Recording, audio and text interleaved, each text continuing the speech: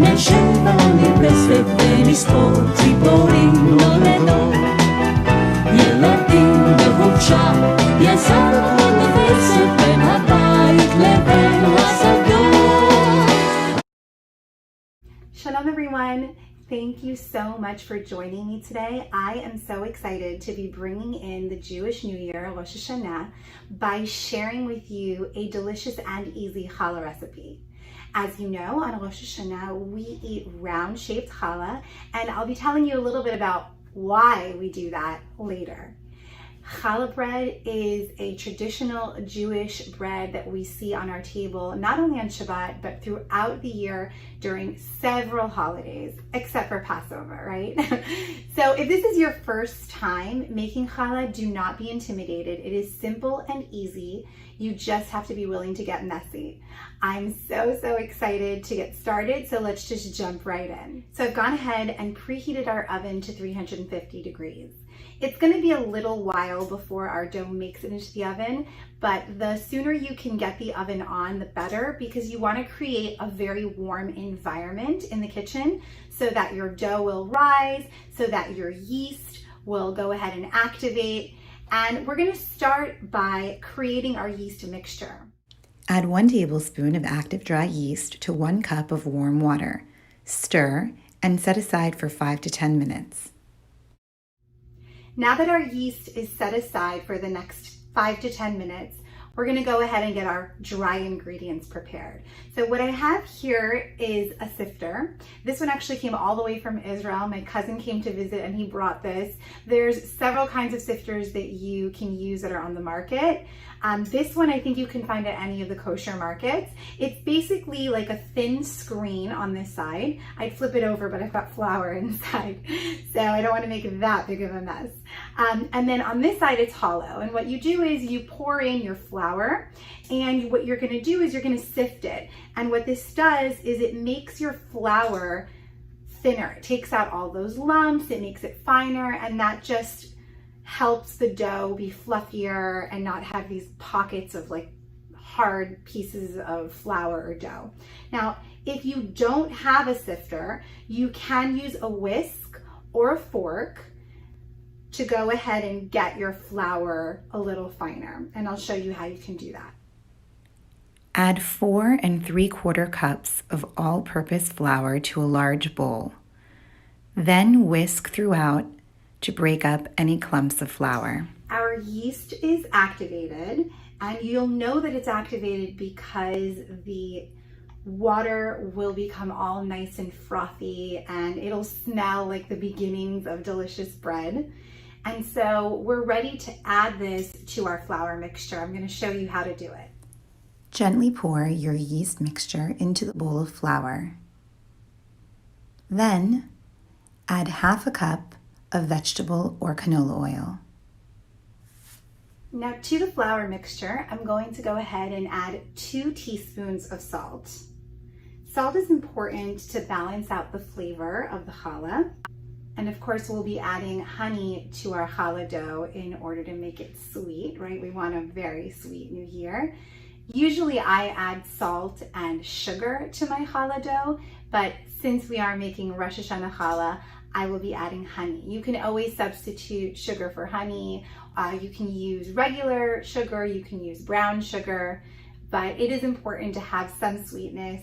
I know some people prefer some challah that's more on the salty side, so you could put less sugar, but it's usually about 1/2 cup of sugar. Before I add the honey, I'm gonna go ahead and add 3 eggs. I have a clear bowl here, and this I use in order to check my eggs to make sure that they're kosher. So you're gonna take your first egg, you're gonna crack it into your glass container. And the reason why it's glass is because you want to be able to see through the bottom. And what we're looking for here is any blood spots or blemishes. That's how we know that it is not a kosher egg. So this is a good egg.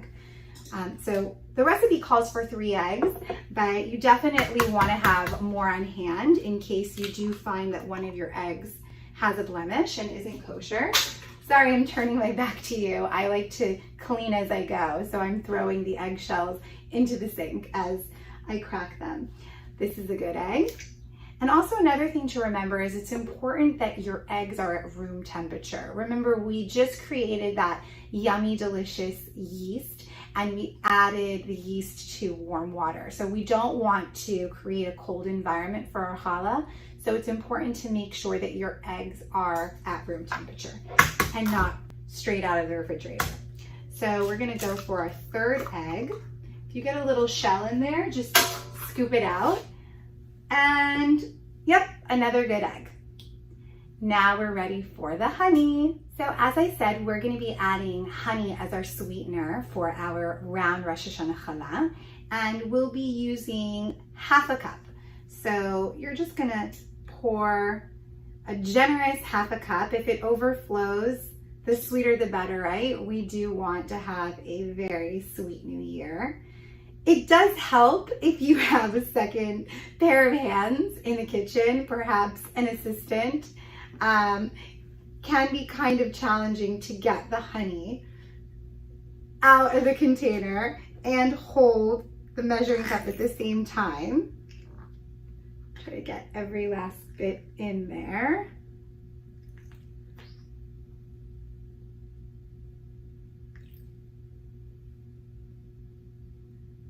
Perfect. So we're gonna go ahead and add this honey, and then we are ready to start mixing our honey with the rest of our ingredients.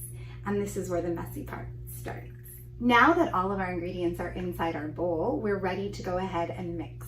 I'm gonna use my hands, but first, just to get everything incorporated, I'm gonna use a wooden spoon. I find that that works best. And you're just gonna start mixing everything, all that goodness together, until all the eggs and the honey are mixed together with the dry ingredients. As you noticed, we did not add any baking powder or baking soda to this recipe, and that's because the yeast is going to provide that rising agent. Also, I am using all-purpose flour. You can make challah with bread flour as well, but it isn't necessary if it's hard for you. I know in the beginning of this whole quarantine business, it's been really, really hard to find flour. I think once we all started quarantining, is that even a word? People just wanted to get creative and challenge themselves and start baking. And so it was really hard to find flour, let alone bread flour. So you can use all-purpose flour. That's just fine as well. I'm trying to learn how to make a gluten-free challah. I'm not gluten-free, but I have some friends who are, and I would love to be able to learn how to make gluten-free challah so that I can make it for them. Now, our dough is coming together. It's still quite sticky, and that's why it's always important to have about a quarter to a half a cup of flour on the side. The recipe that I'm giving you is not an exact science. It's always easier to add more flour to your dough than it is to take flour out. So it's better to have it more wet than dry, because you can always add some more flour, and that's exactly what I'm gonna do. I'm gonna add some flour, work it a little bit with my hands, and then turn it out onto this kitchen island and start kneading the dough.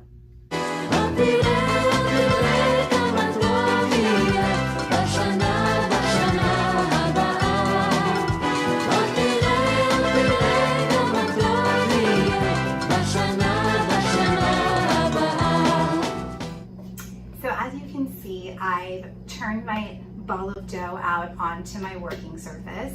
Be sure to sprinkle some flour onto your working surface so that you're able to knead your dough. And the technique that I use to knead my dough is I use this bottom part of my palm, and I just kind of push the dough back and forward. So you're going to use this part to push forward, and then your fingers to pull it back. Forward, back, forward, back. And then you can fold the sides in to themselves, and again, forward to back. Now, your dough is supposed to be a little sticky, but not this sticky. If it's still sticking to your hands like that, it's too wet. And you can always go ahead and add some more flour. I would say that you want to work the dough probably for about 8 to 10 minutes. The more you work it, the more elastic it's going to get, the more fluffy your challah is going to be. And what I like to do when I work my dough is just kind of have a meditative moment with myself and just kind of shut off all the noise. I also, when I prepare challah, especially before Shabbat, I like to think about all the blessings that I wish for myself and for my family, for my friends. So enjoy this moment and just work the dough and be in your own thoughts, thinking positive thoughts for the new year.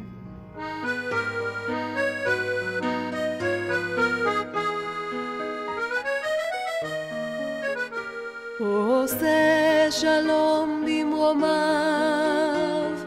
הוא יעשה שלום עלינו ועל כל ישראל, ואמרו, אמרו אמן. So you'll know when your challah is ready when you can poke it with your finger and it kind of springs back up on itself. Now we know that our challah dough is ready to rest. Place your ball of dough in a greased bowl and coat the dough with oil. Cover with a kitchen towel to rest. So we've created this warm and cozy environment in our kitchen, and we want our dough to rise as much as it can. We actually want it to double in size, and this is just the first round of rising. So we're gonna leave our ball of dough covered with a kitchen towel, and I like to put it close to the oven, not on top of the oven. Sometimes ovens get really hot that the stove top actually gets really warm, and that could either melt our plastic bowl or even cook the bottom of our challah dough. I like to put it on the counter beside the oven, as this is the warmest place in the kitchen. Something else that you can do if you want to give your challah dough the warmest possible environment and you want to avoid any drafts of wind coming through your kitchen is you can take a plastic bag, and it could be a garbage bag, and wrap it around your bowl and tuck it under, and that will make sure that no cold air is coming into your challah dough. Okay, our dough is wrapped up. It's sitting in the warmest part of our kitchen, and we're gonna let it rest and rise here for about an hour. While our challah dough is rising, I'd like to take advantage of this time to be able to share with you some of the amazing family programs that are happening this month for the high holidays. On September 15th, we are hosting an ATJC Family Legacy Time Capsule program. This is going to be an event over Zoom. Registration is required, and you're going to have an opportunity to create a one-of-a-kind family time capsule with your family. You're going to be sharing with your friends in the community some of the highlights of this year and some of your hopes for the year to come. Another program on September 23rd for our parents is our Parents' Night In Vision Board Party. We invite you to bring some drinks, some snacks, and get together with your friends at the community here and talk about what are the things that you hope to accomplish this year. What are some of your aspirations, goals? And we're going to be creating some physical boards that are going to be full of color, full of life, that are going to be a physical manifestation of what you're feeling inside. Both of these events, as I said, are limited space and registration is required. So I invite you to visit our website, www.atjc.org, to learn how you can register for these events. Also, be sure to visit the website and learn more about our high holiday interactive services. And I hope to see you guys there. Our challah dough has been rising for about an hour, and we're just about ready to go ahead and shape the dough into 2 round loaves. I'm going to be sharing with you 2 different techniques on how to make your challah round. The first is a spiral technique, which is very simple. The other is a braided technique, which is really easy once you get the hang of it. Before I go ahead and show you how to do that, I did want to share with you the reason why we eat round challah and not regular braided challah on Rosh Hashanah. So there are a few explanations. Rosh Hashanah literally means in Hebrew, head of the year. the beginning of the year, the new year. And so one explanation is that the challah is round because it symbolizes the Rosh, your head. Another explanation as to why we eat round challah is that the challah represents the world. Rosh Hashanah also marks the beginning of creation, when God created the world. And so the world is round and our challah is round. Another explanation is that the challah represents a cycle. Just as we begin the year, we work our way through the Hebrew calendar all the way around and back again. And so our challah is round to represent the whole year and its continuity. Now let's get ready to make our challah round. Begin by dividing your ball of dough into 2 equal parts. Set one aside. For our spiral round challah, form a long snake with the dough.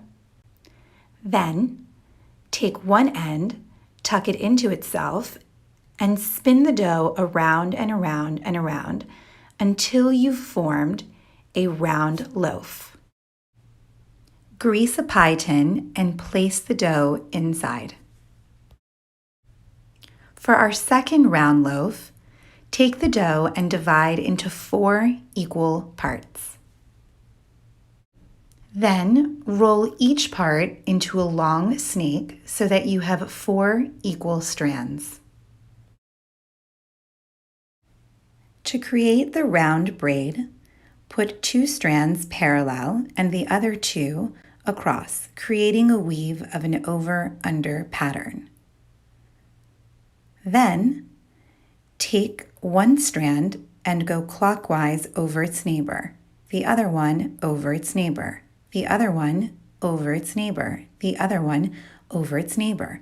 Now you're going to go counterclockwise over its neighbor. Take one over its neighbor. Take another one over its neighbor. Now back to clockwise. One strand over its neighbor. One strand over its neighbor. One strand over its neighbor until you have a little bit left.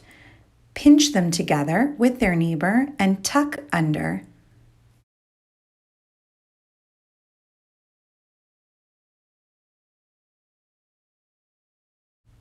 Spray your second tin and place your round challah loaf inside. Cover both loaves with kitchen towels and let rise for a second time. Our round challah doughs have been rising for an additional 30 minutes, and now they're ready for an egg wash and to go into the oven. So you're going to take one egg and just whisk it in a bowl, and you're going to either take a brush or a paper towel, dip it inside your egg wash, and brush the tops of your round challah dough. And this is what's going to give your challah dough that delicious golden brown color. Then we're going to go ahead and put both of our loaves into the oven, remember 350 degrees, for about 35 to 40 minutes or until golden brown. Honey, honey, honey, don't you think it's funny that you're my apple, the apple of my eye? Honey, honey, honey, can't you feel it, sunny, that you're my apple, the apple of my eye. ברוך אתה אדוני אלוהינו מלך העולם המוציא לחם מן הארץ. Honey, honey, honey, don't you think it's funny that you're my apple, the apple of my eye?